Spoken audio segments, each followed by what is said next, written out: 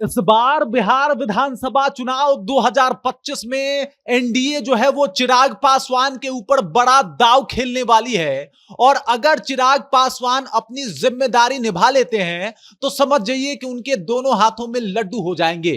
चिराग पासवान के ऊपर भरोसा तो एनडीए को शुरू से ही है, लेकिन इस विधानसभा चुनाव में एक बार फिर से चिराग पासवान के ऊपर जो है वो बड़ी दांव खेलेगी बीजेपी। और अगर इस दांव को बचाने में चिराग पासवान सफल हो जाते हैं तो समझिए कि उनका राजनीतिक करियर काफी आसान हो जाएगा और उनके दोनों हाथों में लड्डू हो जाएंगे। अब ऐसा मैं क्यों कह रहा हूं, सब कुछ आपको विस्तार पूर्वक समझाऊंगा, लेकिन उससे पहले मेरा परिचय जान लीजिए। मेरा नाम है रजत और आप जनता जंक्शन देख रहे हैं। चिराग पासवान के बीजेपी के साथ कैसे रिश्ते हैं ये किसी से छुपा हुआ नहीं है और बीजेपी कितना उनके ऊपर भरोसा करती है ये भी बात किसी से नहीं छुपी हुई है। और इसी वजह से चिराग पासवान के ऊपर जो है एक बार फिर से मोदी जी बहुत बड़ा भरोसा जताने वाले हैं और इस बार जो है बिहार विधानसभा चुनाव में उनकी सीटें बढ़ा के मिलने वाली है। मतलब आप समझ जाइए कि चिराग पासवान ने सब्र दिखाया। उन्होंने जब सांसदी में 100% का अपना एक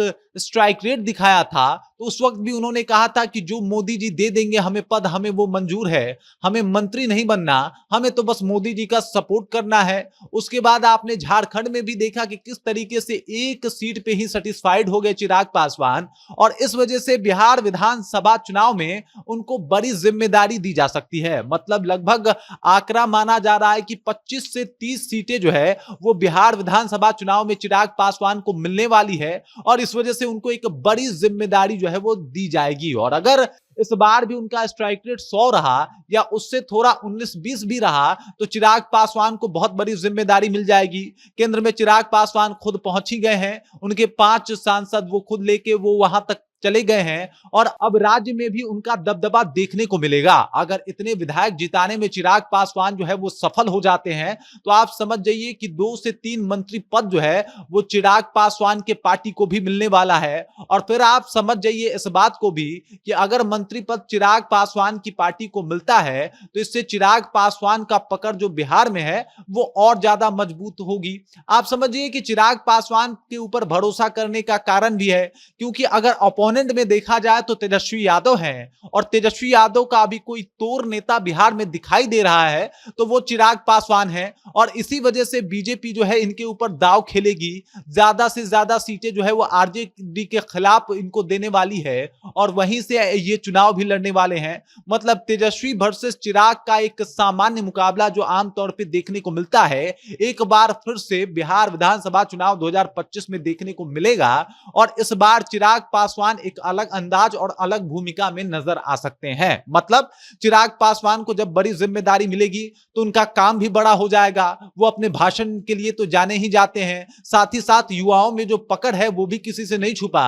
और इसके अलावा अगर बात की जाए तो दलितों और महादलितों के वोट पे भी उनका खासा पकड़ है और इसी का यूज करके जो बीजेपी है वो हर जगह पे आरजेडी को मात देने की कोशिश करेगी और ज्यादा से ज्यादा आरजेडी के खिलाफ जो है वो चिराग पासवान को उतारने का प्रयत्न करेगी ताकि चिराग पासवान हर जगह पहुंचे और साथ ही साथ वो तेजस्वी यादव का जम के मुकाबला भी कर सके। एक युवा नेता को एक युवा नेता ही मात दे सकता है और इसी फॉर्मूला के ऊपर जो है वो कहीं ना कहीं बीजेपी चिराग पासवान के ऊपर दांव खेलने वाली है। और अगर ये दांव सफल हुआ, अगर चिराग पासवान अपने आप को साबित करने में सफल हो गए इस बार भी, तो समझ जाइए कि उनके दोनों हाथों में लड्डू है और आने वाला वक्त जो है वो चिराग पासवान का होगा। जो चिराग पासवान के समर्थक बताते हैं कि भाई साहब किस तरीके से चिराग पासवान को चुनाव लड़ना चाहिए, ठीक उसी तरीके से चिराग पासवान इस बार चुनाव अगर लड़ गए और जीत गए तो उन